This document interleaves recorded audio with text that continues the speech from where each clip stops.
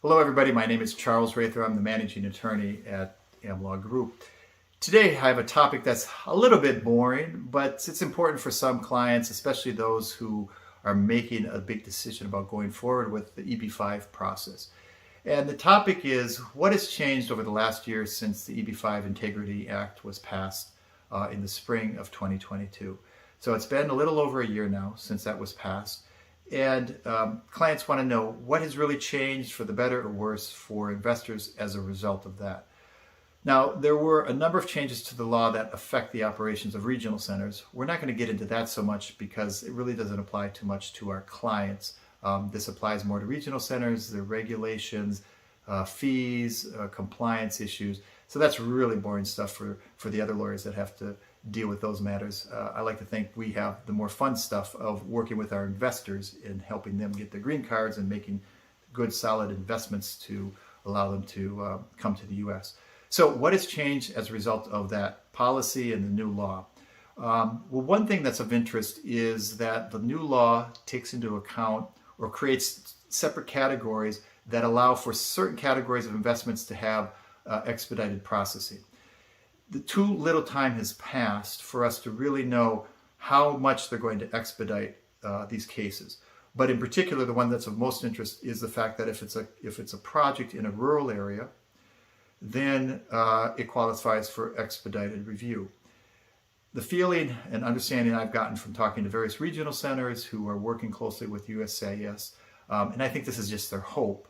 There's nothing that's been promised by USCIS at this point, but the hope is that those projects that fall in this category will be expedited, basically doubled. So half the time will be required for cases to be reviewed for these investors. So right now, as of middle of 2023, we're seeing a wait time of roughly 4 years for clients to get their case reviewed for an EB-5. So that means from the time they filed till the time we get either an approval or an RFE, it's taking 4 years. The feeling we're getting is that these expedited cases will be expedited by a factor of 2, so meaning instead of 4 years, you'd probably have to wait about 2 years. Again, only 1 year has passed since the law was promulgated, so we still don't have real life experience as to how quickly USCIS will expedite these cases. But in any event, this was a priority for Congress. A lot of senators made this an important matter. So I think that USCIS is going to follow through on this because they're getting political pressure to do so. So if you're looking to try to expedite your processing, you might want to look at some of these projects that qualify in these areas. If you have questions or are looking for such qualified projects, feel free to reach out to us. There are a number of regional centers that we have worked with over the years, 5-10 years, and feel very confident about that. We're happy to put you in touch with them. So that's the first aspect that I think was important with the new law. Second aspect, and probably this was the biggest bonus for investors, was they finally gave investors the opportunity to adjust status while they're waiting for a final decision. So what this means is when you file your EB-5 case, it doesn't matter if you're in the U.S. at that time or not, but when you file it, if and when you come to the U.S. and you want to stay here during those 4 years or so while you're waiting for an approval, you can file for adjustment of status. That means, for example, you can come to the U.S. on a tourist visa, you and your family, you all come here. After 90 days after entering, we can file paperwork that would allow you to get work authorization, get a social, and get advanced parole, which allows you to enter and leave the U.S. without having to use a visa. So even if your visa expired, doesn't matter, you have advanced parole, you're free to come and go as much as you want. So basically, investors will have, in essence, all of the rights of a green card holder, even though they don't have a green card. So while they're still waiting these 4 years, they can receive these opportunities to live and work here and start the transition process to living in the U.S. So I would say that was the biggest win of the new policy that was passed last year.